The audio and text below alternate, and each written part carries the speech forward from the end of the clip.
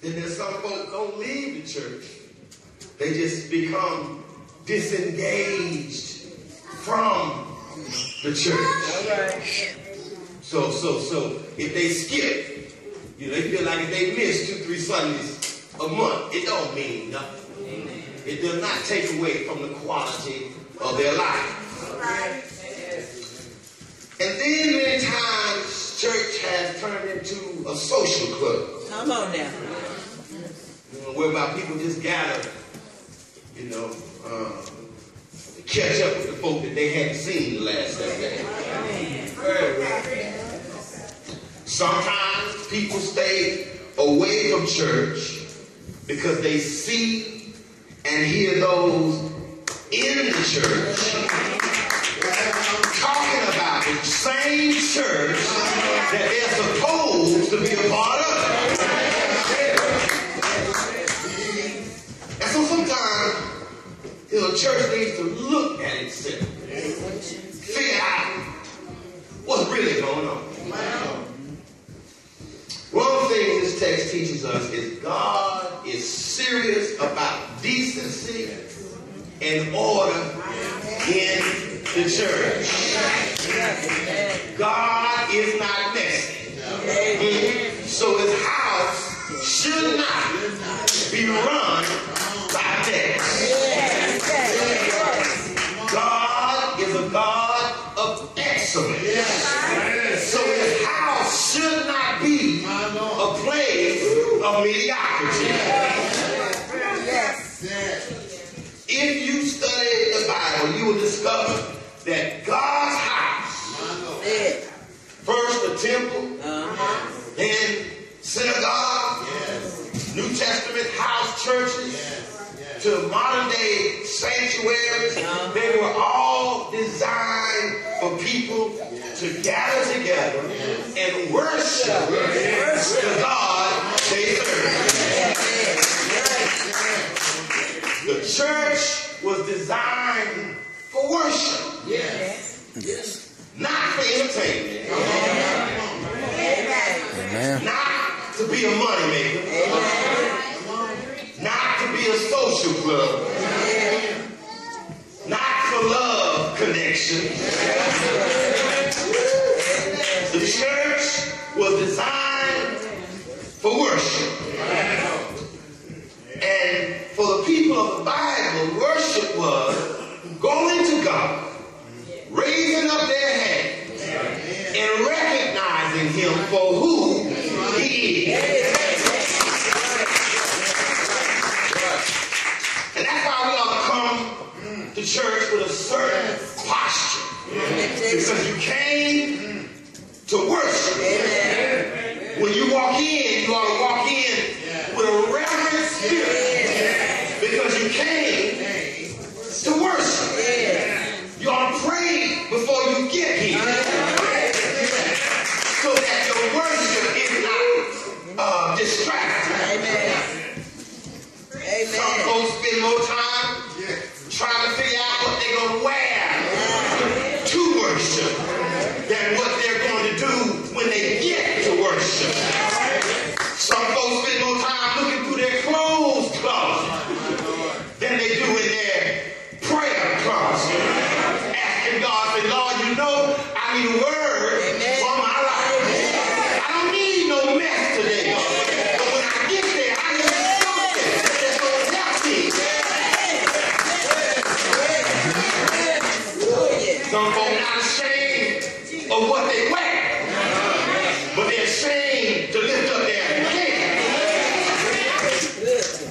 God's house was made for worship.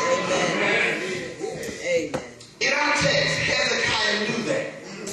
And so when he ascended to the throne, his first order of business was fixing what was wrong with the temple. I'm glad y'all, I got a few amens. Ain't gonna be a whole lot more. His first task was to put God's house in order. Amen. Let me give you a little history.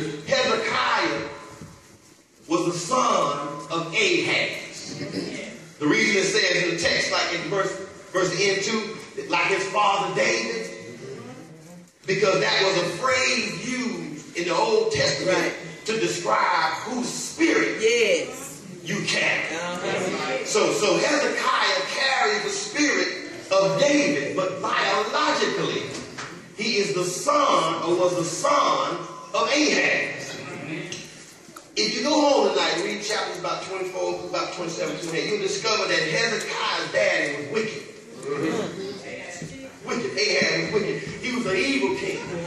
Desecrated the temple, instituted polytheism, pagan worship, shut down the church. Shut it down. So now check it. The first thing Hezekiah does is he fixed the temple. That's what the text says, verse 3. In the first month, the first year of his reign, he opened the doors of the temple and repaired them. That might not seem like much, at first glance, but if you remember the spiritual condition of the people at that time, Ahaz had turned Israel into a rebellious, pagan, worshiping nation and shut the temple down. So the people of God had a wicked, don't miss this, the people of God had a wicked, unfaithful spirit because of their former king. Hezekiah steps on the scene, opens the doors to the temple, and provides access back in the temple to a people who had been nothing but wicked. In other words, Hezekiah says, this temple is a place where you don't have to have it all together to step up in here. That in God's house, your wickedness is welcome. Because if you get your wicked self up in worship, it won't be long before he cleanses your wickedness. I don't know about you, but I'm so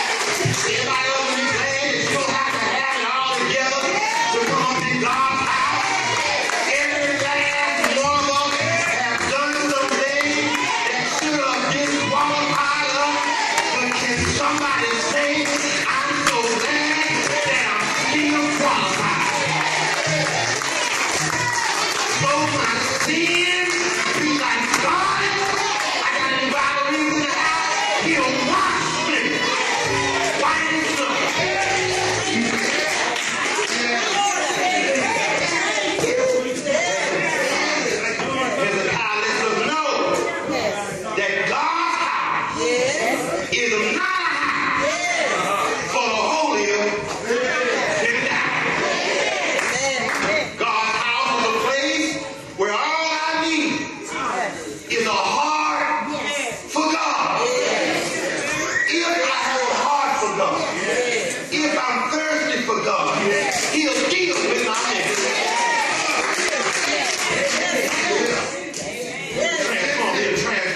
He'll transform your mind. Watch this. Listen, if I have a heart for Him, but it's my mind that keeps getting me in all that mess. If I have a heart for God, He will transform my mind, which will then transform my behavior.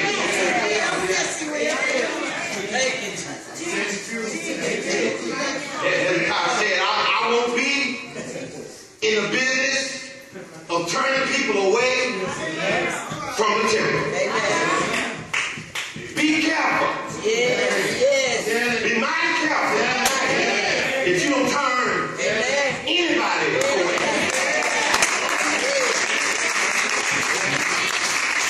See, we got pigs.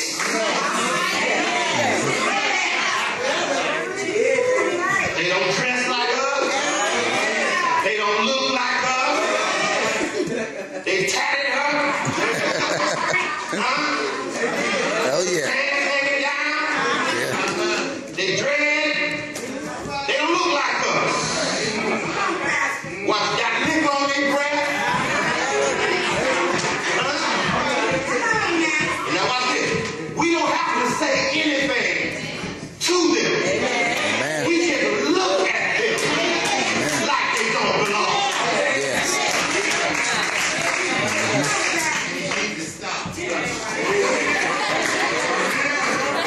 Check yourself. This is God's house.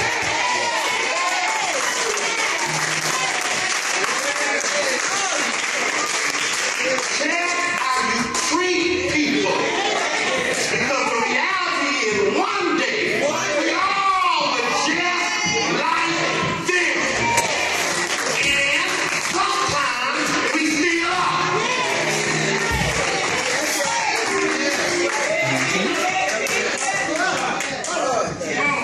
So here's the problem. Now, today we just don't turn them away, we turn them off.